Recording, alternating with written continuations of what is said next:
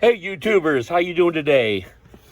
I don't know about you guys, but many of us are kind of irritated that every time we type in some kind of information regarding our vehicles, we always get something else. This is a 2017 Trax, Chevy Trax. Every time I ask for locations of parts, they always put me on a cruise.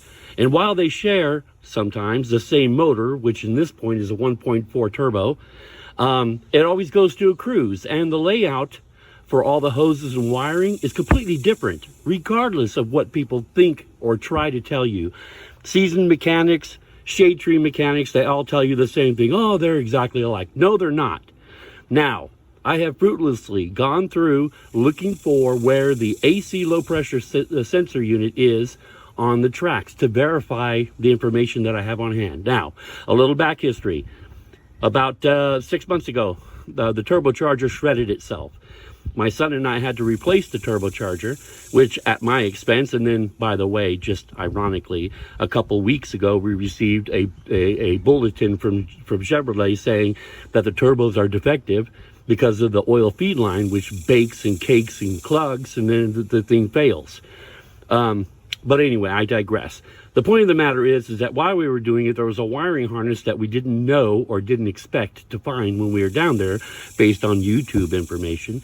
So we went ahead and discovered that we had bent some of the pins inside the low AC pressure sensor, which hence caused the AC to quit functioning.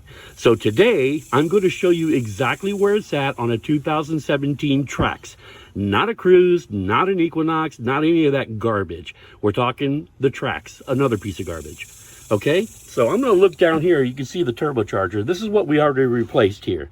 You can see my son's smiling face down there. If you go right below this plastic hose, which is actually part of the air breather system, right straight below it, you'll see a junction box. Or I say a junction box, it's a square piece of aluminum that has two large hoses going in and going out, and then on the side, the passenger side of the vehicle, you will see a low pressure switch.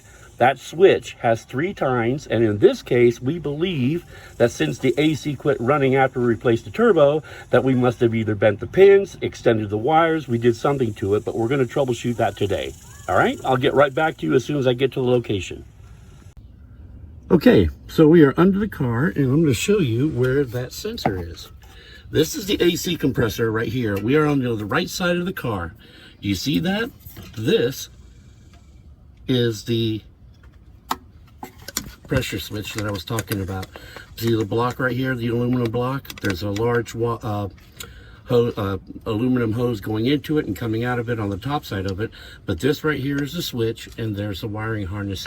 This is what we're going to troubleshoot today and find out if this is what the issue is, because again, when we pulled the wiring harness out, this one got tugged and pulled on really hard until it broke off all by itself, and then after we put everything together and got the car running, the AC didn't work. So we're going to take a look at that and see what we can come up with. All right, we'll talk to you in a little bit.